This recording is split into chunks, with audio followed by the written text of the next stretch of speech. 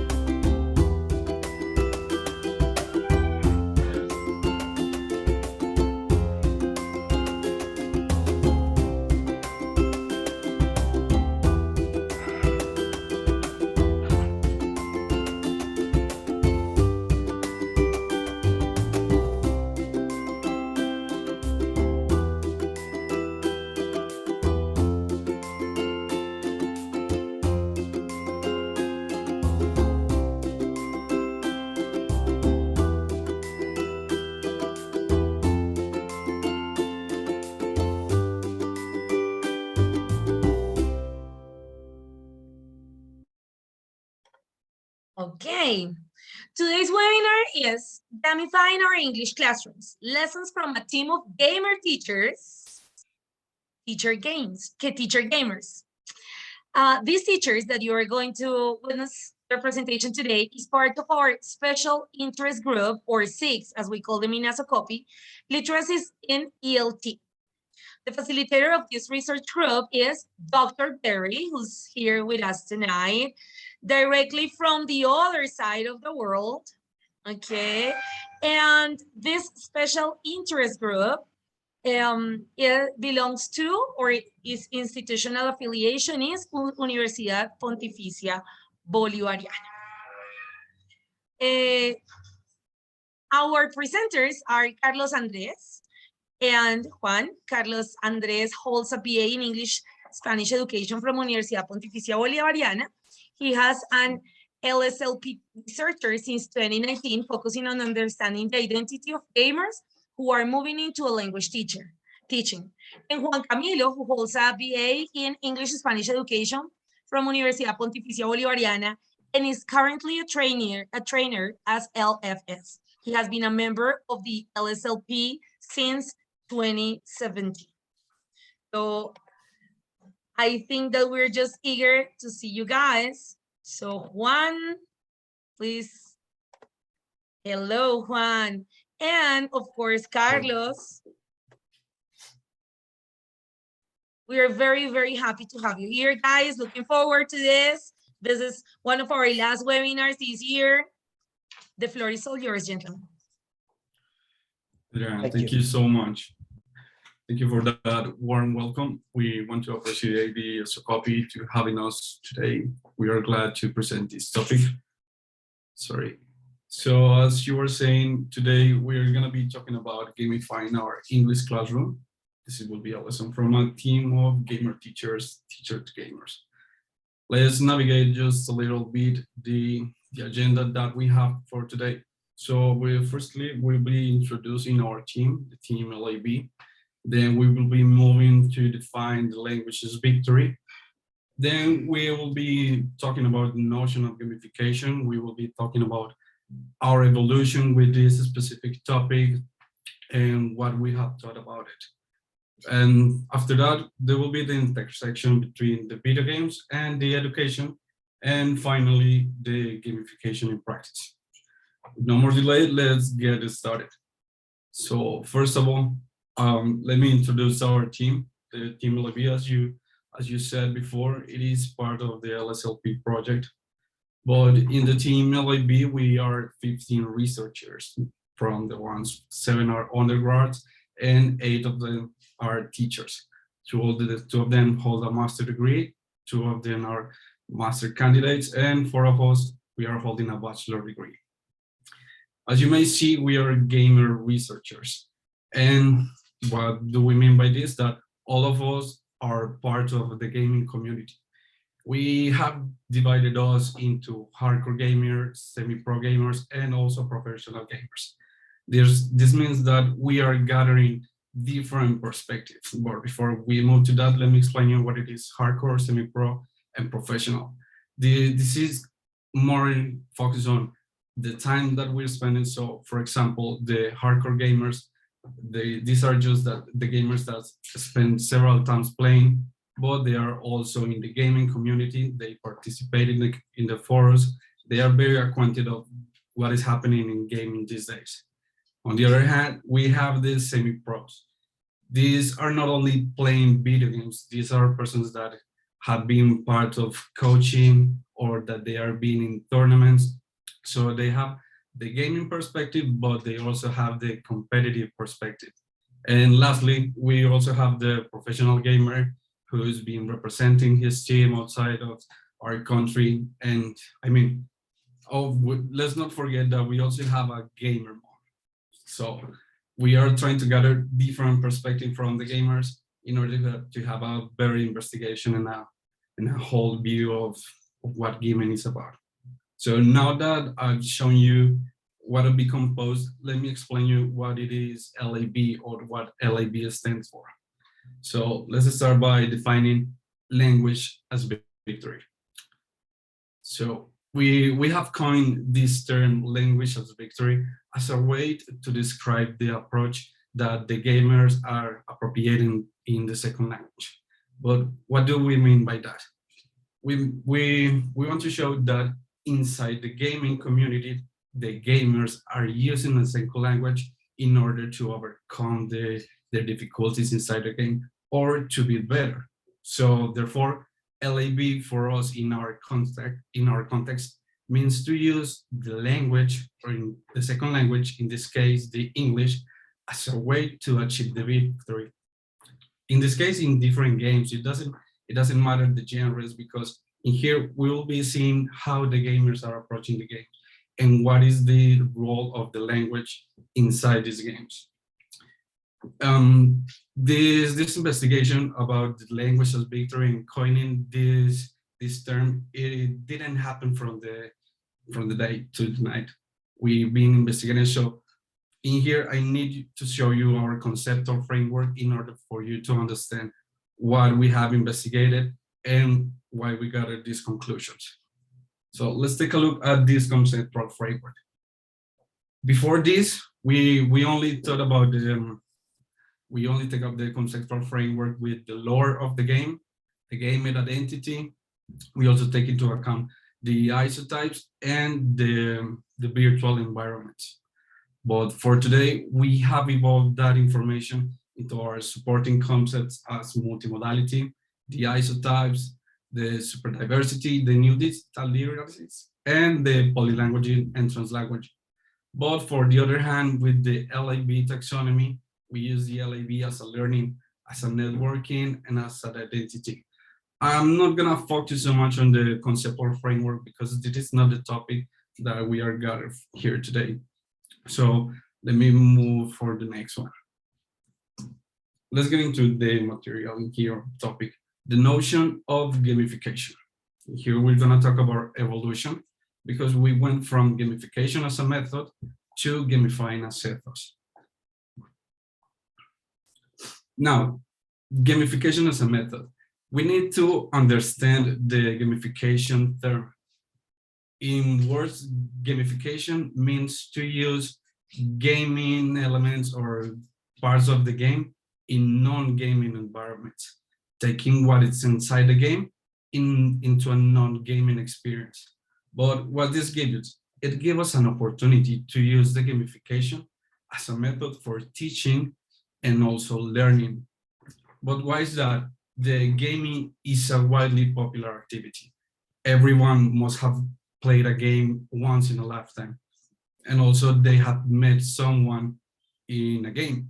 So the game has this opportunity to connect people through language.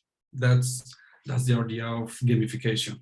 So now let's think about the idea of gamifying.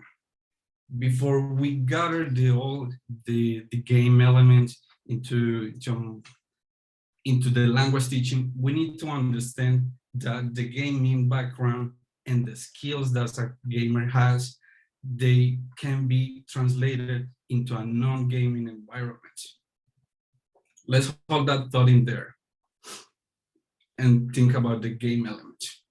As you may think, the first approach that we come into our minds when we're talking about gamifying the classroom or bringing game elements into the classroom, the first thought that we have, it is to bring in a game or to bring an activity that it is dynamic, but it is only a game.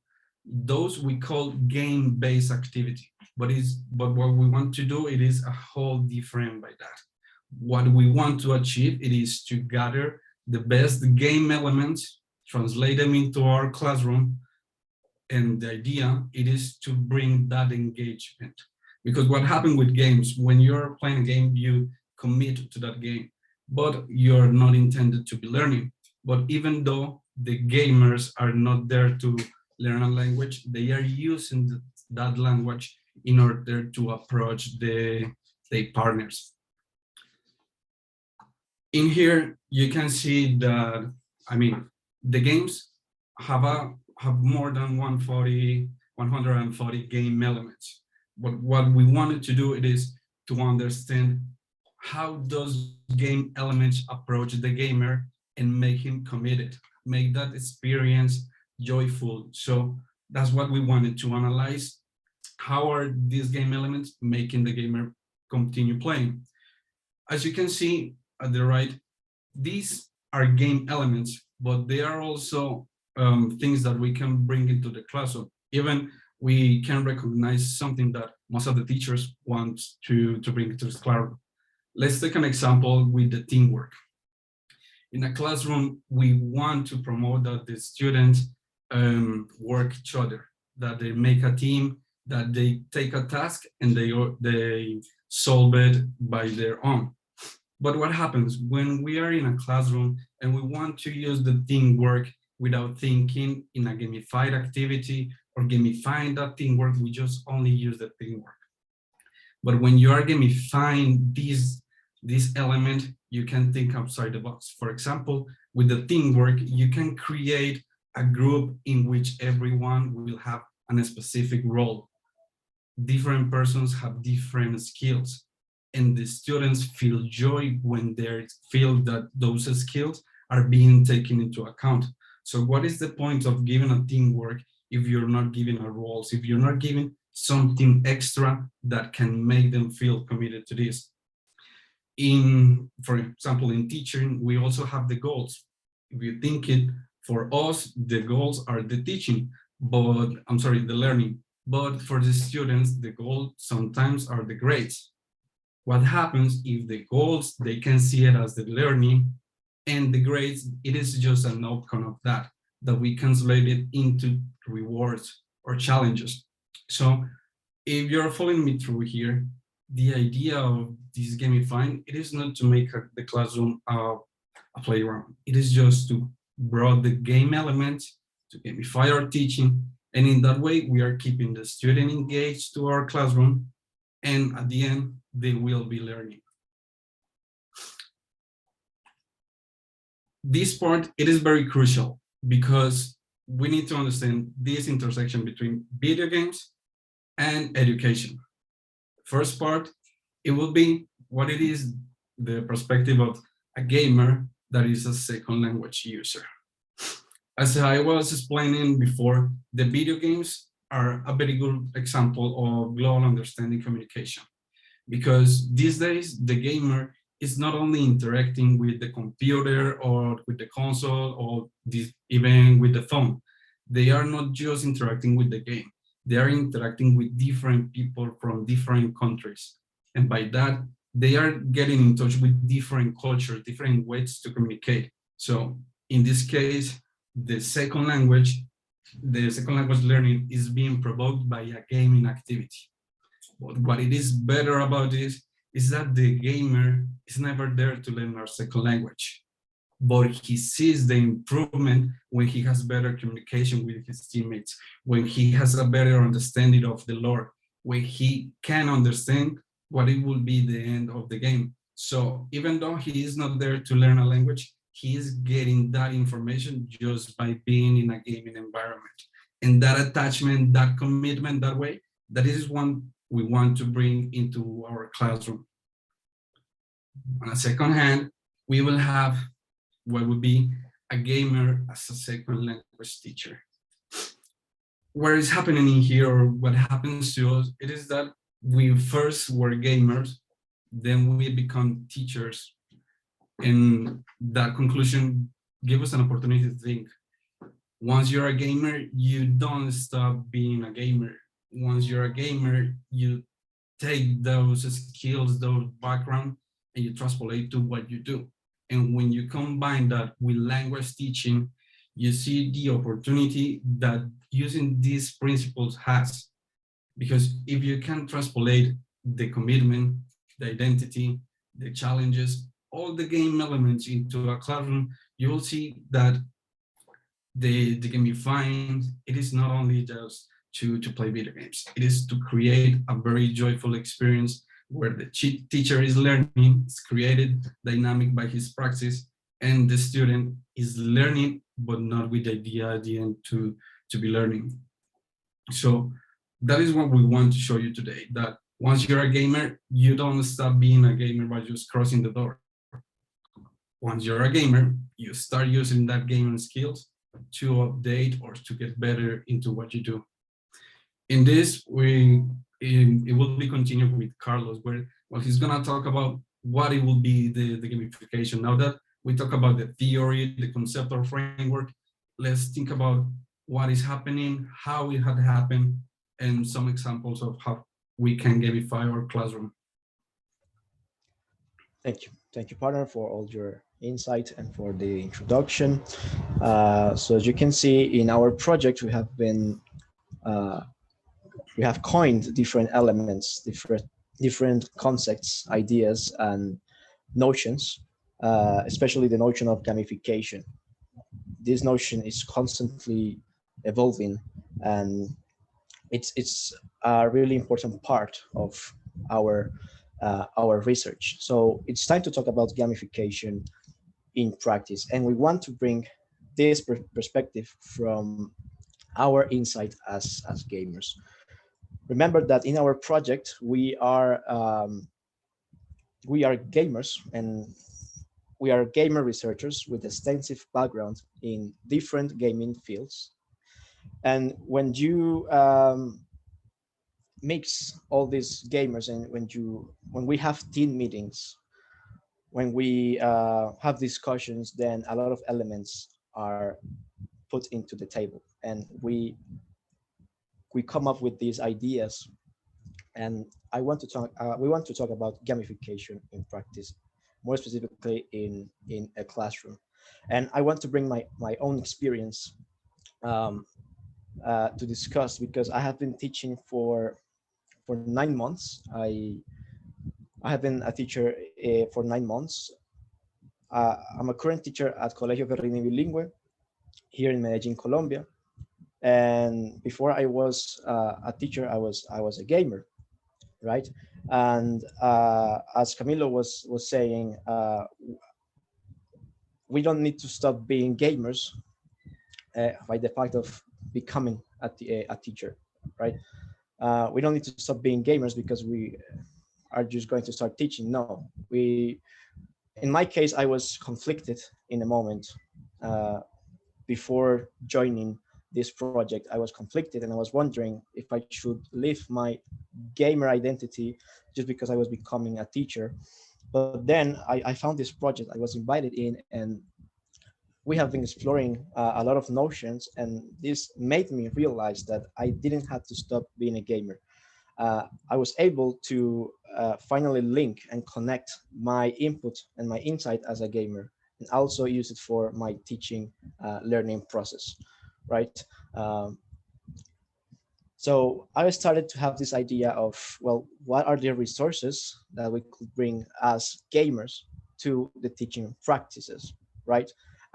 And then we we want to start this conversation, this discussion about gamification in practice by saying what it's like to be a gamer teacher in the classroom, because I think there are some conceptions that we need to clarify and that we need to understand. Uh, and we have these two questions: playing video games in the classroom. I think it's a common question, and we get that asked a lot. Uh, Being a gamer teacher usually is like, okay, you are going to play a video game in the classroom. So as a teacher, I'm going to bring my console, my Xbox, and we're going to play with students. And that's what people usually think about gamer teachers or about gamification, like playing actual video games in the classroom. But that's a disclaimer, and I want to be clear about that, that our project and our research does not intend to apply actual video games in the classroom, and that's not what we call gamification from our perspective. Uh, Gamification is more than just simply entertainment. And playing video games in the classroom, it's an interesting input, it's an interesting focus. I'm not against that, but in our case, that's not what we intend to do, right? It can be done, it's possible. With the right focus, you can have a study and try to, well, understanding how this could work. That's possible, but that's not our purpose in our project, in our research. And then we have this interesting question about Kahoot. Is Kahoot a gamification tool? And I want to leave, if you want to participate in the chat, you can leave your thoughts about this. Kahoot. I think we as teachers, we use this tool for some moments with our students. This is an app that usually motivates our students, and teachers use this in order to, I don't know, assess a specific topic. And this application is very interactive, and it works pretty well. But let's clarify that in this case, Kahoot will not be a gamification tool. Kahoot is more like a quiz-based platform or application. Even the developers, they say this application is a quiz-based or a game-based. So that is not exactly gamification. Remember that gamification is bringing the principles and the elements of gaming in order to enhance our teaching strategies, right? And we can enhance our strategies by applying these different elements, and we're going to explore some of that in the presentation as well. And uh, so yeah, we wanted to clarify these two things: that gamification is not playing actual video games in the classroom, and that Kahoot and there are all other different applications and tools that some teachers think it's gamification, but no, we wanted to be clear about this. Okay, and now what we want to do is to explore the notion of language as victory. We want to explore this idea in the context of gaming. We want to explain this, how gamers use the language. And then we're going to understand how this principle of language is victory can be translated to the classroom. So I want to say that I think this year in particular has been really challenging for teachers. In my case, I have only been teaching for 9 months, but I can imagine that for teachers that are more experienced and who have been around the field of education for the most time, I think this year has been challenging in many ways. And with all these challenges comes the idea of, well, what are we doing to motivate our students? Because they are coming back from a pandemic, from virtual classes, and they were with all kinds of distractions, and they were really not learning properly as they used to do it in the classroom. But now they're back in the classroom, what are strategies or what new strategies are we using to motivate or to innovate our teaching practices, right? So let's explain the idea of languages victory in the context of gaming to then understand what is a languages victory in the classroom, okay? So in our research, well, uh, we have discussed the ideas about languages victory in gaming to explain how gamers use the language as a way to reach victory. Okay, so inside games, players have to face certain situations, certain challenges, difficult tasks that cannot be beaten without the use of language. In these ways, gamers try to improve their language skills in order to make progress in a specific game. In some games, well, players need to use only their mother tongue, as most games nowadays are translated. Uh, right? Maybe we could go back to the previous slide and we can talk about this in a minute. So as I was saying, most games are translated to all languages, like, and language skills, well, they're important, but players don't face a lot of visible difficulties, right? If the game is in your own language, then you won't experience the necessity to acquire further and complex strategies to achieve a goal or win a game. However, when we talk about playing a game where a second language is needed, then you need to start using a very specific vocabulary and commands that, well, every day get complex and more complex. And without them, players will not be able to play or make progress, right? So there are elements that are quite riveting to discuss, especially when a second language is needed in order to reach what we call victory, okay? One of them is interaction, which is an essential element from our framework as well. When you're learning a language, in any context, interaction is vital. For instance, well, gamers, when we talk about online multiplayer games, well, they need and they have to interact with other players. If they don't speak the same language, they will try to find a way to communicate. Ultimately, they will end up trying to communicate in English, since it's basically the universal language for communication. And with that said, well, the interaction begins. And even if they don't know anything about the language, they really try to speak, they try to establish a communication. And as they interact with each other, they apply the principle of languages victory. They want to communicate, they want to interact with the final goal of making progress, defeat a boss, defeat a dungeon, or just winning. And if it's a competition, for example, for competitive players, they have to score, they have to get points. In any case, they have to communicate. And this is what we call languages victory. This concept is just there.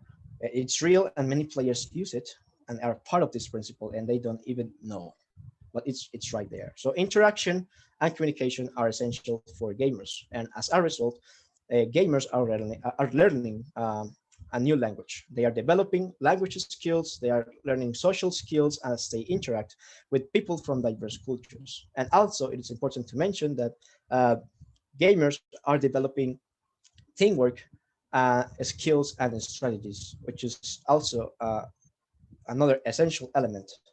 Teamwork is the result of engaging in the interaction of language. They develop the ability to work in groups. Eventually, this leads to cooperation, leadership, motivation, all essential components to reach victory. And let's not forget about the concept of motivation, that we're also going to talk about this in this presentation. But now, if we go and we explore the idea of languages victory in the classroom, then so as you can see, we have coined 3 gaming principles: interaction, communication, and teamwork. We can move for the next slide, please. Thank you. So these gaming principles are useful for gamers in many ways. Uh, we have been able to spot these principles in languages victory in the gaming context. And now I bring these three questions. Are these principles present in our classrooms? And what other principles could be adapted? And finally, how can teachers apply these principles in the classroom? How to gamify our classroom? Okay. So if you have any ideas in the chat, I would like to read them. Um, Adriana says interaction, communication are essential for life, even for those of us who are really novice gamers. Thank you for your comments. So yes, I think these principles are present, even if there is no awareness of gamification. Once you understand these elements and the fact that they are also present in the context of gaming, then you can use them to enhance teaching strategies. You start using these principles to improve what you have in the classroom. You will motivate your students, and learning for them will be easier, will be more interesting, and will be more meaningful.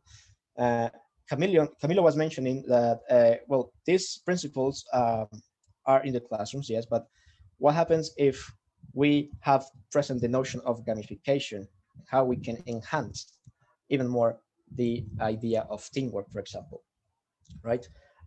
And in my case, this year was challenging because at the very beginning in January, I was a new teacher, so I was learning a lot of things. But my students were like, well, some of them, not every student, but some of my students were like, I don't know English, I don't want to learn, and they were like blocking themselves to the language, and it was really challenging because I didn't know exactly what to do. Okay, and then I was started thinking, what is what I can do with my background as a gamer and my current experience as teacher to motivate students to learn and to be engaged to the language. So one way to enhance their learning process is by making them interact and bring the need of communicating, cooperate, and work together in order to win or completing at a specific task, right? So I started to bring these activities to, uh, let's say I was explaining a topic, and then I was bringing these activities to explore the topic and to put it in practice in the classroom. And these activities were like competitions with different rounds, different moments. And when you talk about competition, when students really go crazy about this because they really love competition. They have this like spirit to win. They want to win to their friends. They want to prove that they're better, right? So uh, uh, they have to cooperate and work together in order to do this, right? So this is when we start seeing the principle of languages victory in the classroom, right? So by making them use the language as a need to cooperate and communicate, then this is when it gets really interesting because we have like I was like in an activity with different groups, and they have to complete a task, and this task was only could be done with the use of English, for example. And at the beginning, it was quite confusing for them because they didn't know how to use some language or some vocabulary. They were using Spanish and they were communicating in Spanish, and it was very common. They were like only speaking in Spanish. But then I was able to see that some of them started to use English, and they started to complete the tasks by using language, communicating, interacting with their classmates, and uh, teamwork. This principle of teamwork uh, was being even more and more interesting because they were setting a leader, and they were, for example, looking the information in the notebooks. they were giving advice to each other, they were trying to work as an actual group. And this is the evidence of language's victory with my students. They were using and trying to use the language, even if they don't know much about it. They were trying to use it. They were trying to communicate and cooperate together, and it was amazing. And this actually has been working pretty well for me. And as you can see, we have some gaming principles applied in the actual classroom.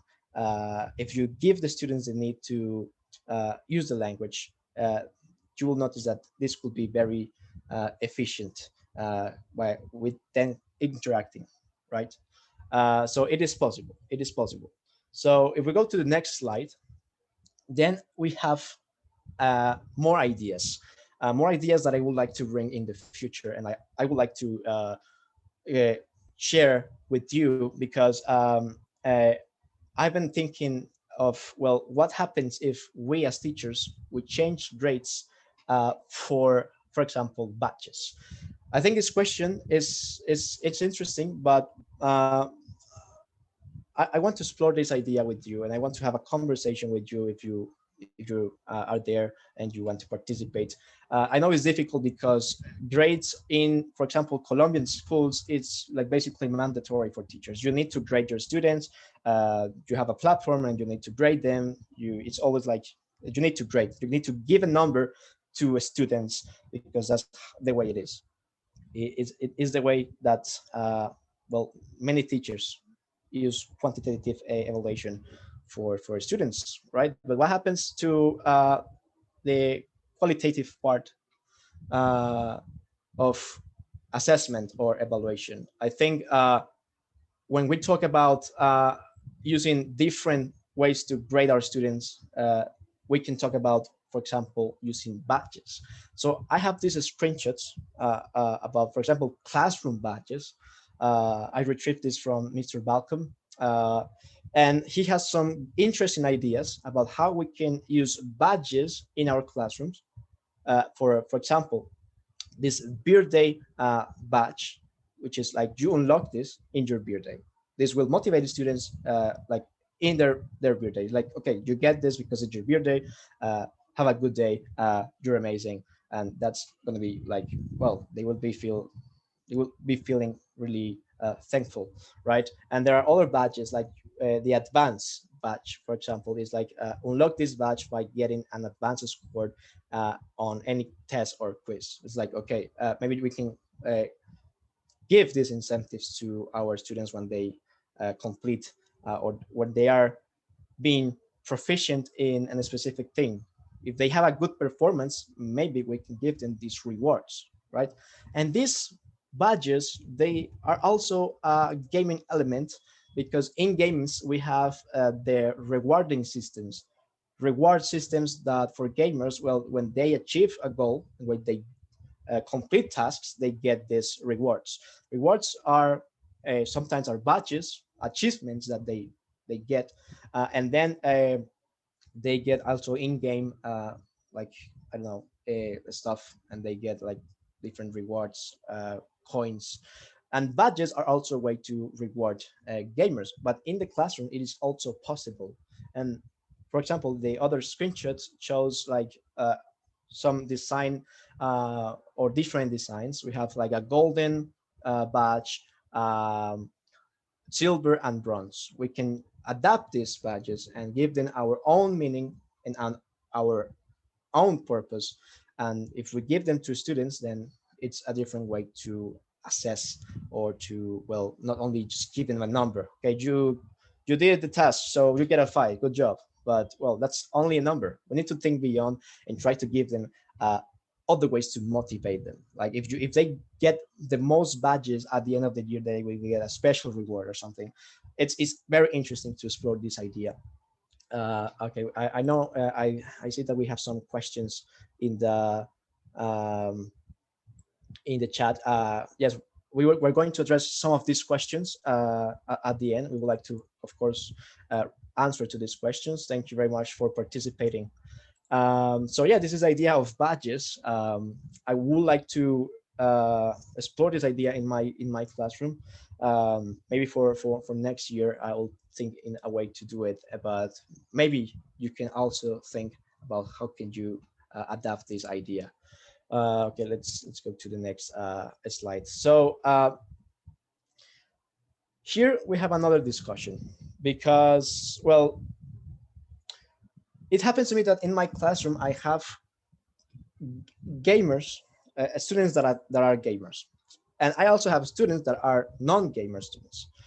And I have a special connection with my gamer students because I really love to talk about video games, and they are like participating in discussions. We talk about different games, different teams, and well, I really create a connection with them. But what happens with non-gamer students? Because it is not only for, I mean, you're not applying your knowledge only for students that are gamers, but you also have non-gamer students in your classroom, and you cannot forget about this particular thing.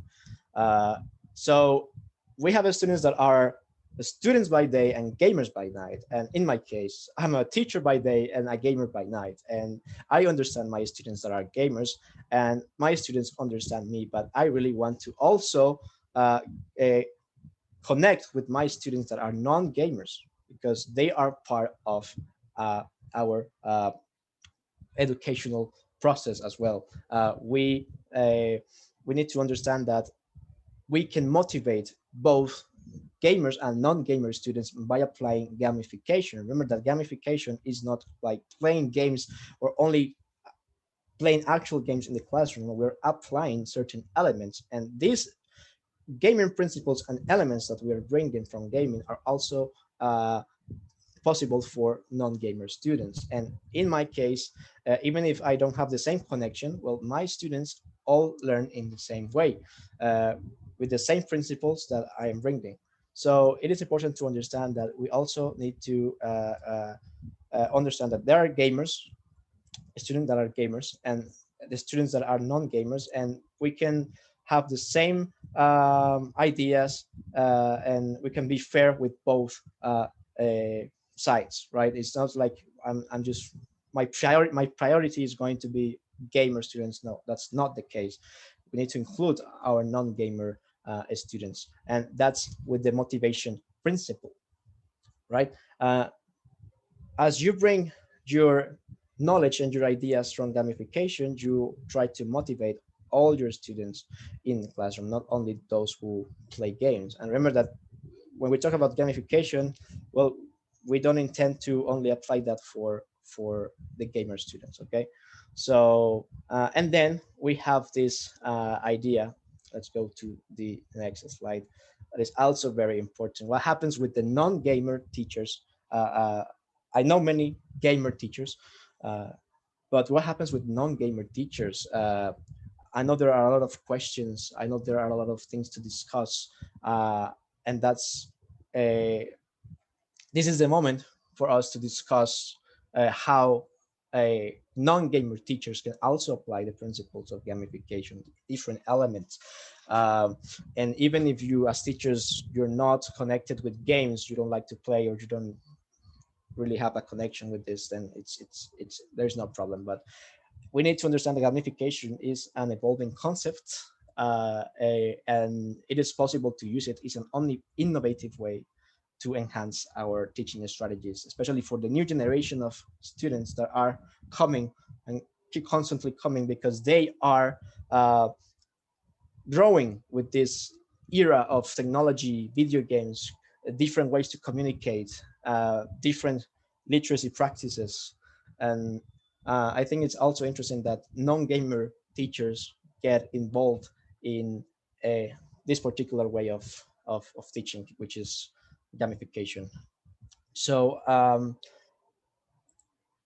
here are some considerations for you. I think second languages, especially English, help gamers to learn individually and in groups, as they use the language to communicate around the diversity of the context. And this is provided by the virtual and online spaces. But gamifying our classrooms is possible, even if we are not gaming experts. You don't have to be a gamer in order to apply gamification principles. Sometimes teachers use the gaming principles without even realizing, and there's always place to learn new things that helps them innovate the teaching practices. Well, and this is a final thought, and so we can finally start answering some questions. We continue to seek the potential for language learning that video games have to offer.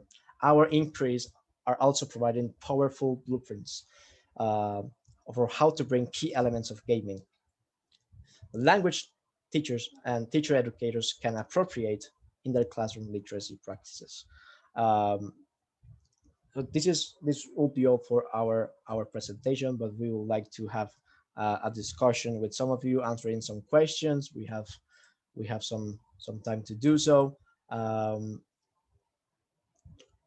So let's start with There are some comments, more than questions. There are some comments in the chat. okay. Okay.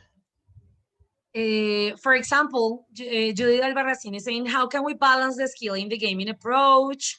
And Juan was kind of replying to a comment like, bringing the right mechanics, aesthetics, and elements, gamification could prove to be a method for meaningful learning. And he would like to emphasize the word right, because some of them may bring opposite to meaningful learning moments. Understanding the students where it will be applied is vital. Angie is sharing that it works for her in the USA. Tatiana is talking about the badges and how they promote more engagement and motivation while allowing teachers to use formative assessment and promoting continuous learning, like a lot of meta strategies there. And she says that she has usually done a balance of formative assessment with badges and other gamification strategies and summative assessment, but never replace it completely. And this is a very nice idea. Everybody listen up, keep these guys in the radar. They're doing great things. Nicole Pineda says that you must put an objective and decide which strategies you can use in the context. Do a plan with rules, challenges, include the techniques, mechanics, and all the elements for games, and make a class good environment involving the social, emotional, and cognitive area. Oscar Vasquez is telling us that as an English teacher, he has used this kind of strategy with teenagers, and he has used stars and badges, and the badges were assigned with a score. That was awesome because students ask for the day activity in order to get more stars. And Nicole is saying that thank you very much. That is helping her with her research that is related to gamification. So Nicole, follow them in social media. You have all the information there. Look for the Legion in Instagram. They're doing great things. Absolutely. And I also agree. I mean, like as I said, I would be a very novice gamer. The last time I played video games, it was Tetris. More paper based. But that we are not familiar with something doesn't mean that we cannot try, enjoy, and find the best out of it for our students. For, as you said, interaction, communication, seeing language as a victory, using language in real context, promoting cooperative learning. And the part of the badge is amazing because we are not talking about just giving some stickers to the best student, but to have everybody involved working on a goal. Anybody who wants to open the microphone, this is the moment. Interact with our presenters. Use them and abuse them. They're here for you guys. Who wants to say something? Thank you. Yeah, I would like to answer some questions in the chat. Like for example, Judith says how to balance skills in the gaming approach. I think you're meaning the language skills like listening, reading, speaking, writing. Okay, it is possible to balance. I think there are a lot of activities that you can adapt, and you can also adapt different principles. Remember that these are not the only principles from gaming that we can use. There are principles that will be more helpful for reading skills, for example, or different principles or elements that could help teachers to enhance, for example, writing in the classroom. So it is completely possible. You just need to find the right way to approach this principle, and what is your aiming skill to practice in the classroom. I'm reading some of the comments. There are some interesting ideas there, and I am very thankful for all your comments. Juan Diaz, especially with his input. Um, and I see that you all agree with some ideas, and that's the idea. That's the whole idea. That's the whole point of this presentation, that you feel embraced by the topic and the different ideas. Thank you for your comments. Thank you all for these thoughts that you have. I don't know if Juan Camilo wants to say something or maybe answer some questions. I wanted to make emphasis. Let me see who made the comment, because it was a crucial comment that said that it is not only the way of doing it, but the goal, and that it is for everyone, for the gamers that are teachers and the non-gamer teachers. The idea of the gamification, at the end of the day, it is to engage students into learning in a way that they don't feel that they are just learning. They need to feel included. They need to feel that their skills can be used in a second language, and that everything that they are learning can be used into a non-academic experience.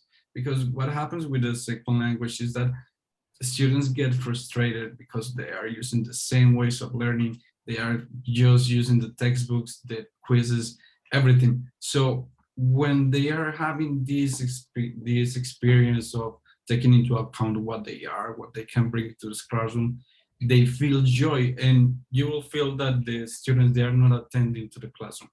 They are there because they indeed want to be there. So if you guys go with this idea that it is the goal of the gamification to involve the students, you will see that there's no need to be a gamer in order to gamify your lesson. Absolutely, absolutely. Language functions, no? Remember that when we teach languages, we teach much more than speaking, listening, reading, writing, and grammar. There are many things going on in our students' heads, hearts, lives, and having them involved in something that they might enjoy and find a real purpose for languages is amazing. Guys, thank you so very much. Everybody's so pleased. We had great audience. We had around 40 people enjoying your presentation.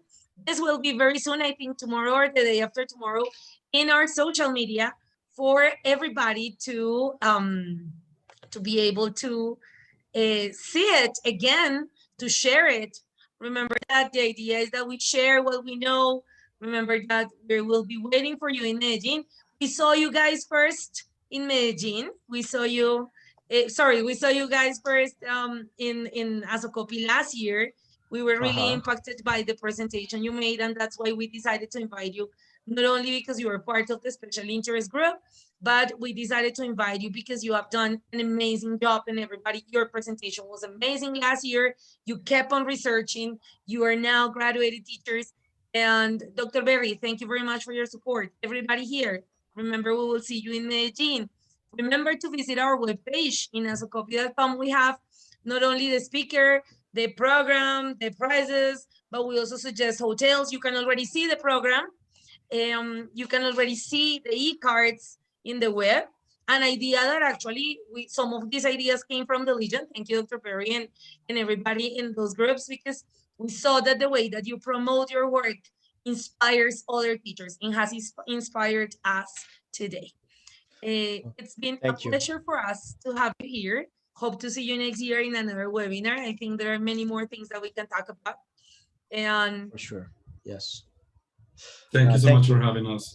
Yeah, thanks a lot. Thank you kindly for the invitation. And I mean, it was nice to talk about all these different notions and concepts. So thank you for having us. Everyone have a good night, a good day, and well, see you around. See you in Medellin. Yes. Yes. Bye-bye, everybody. We will leave you with our video. See you in Medellin. See you in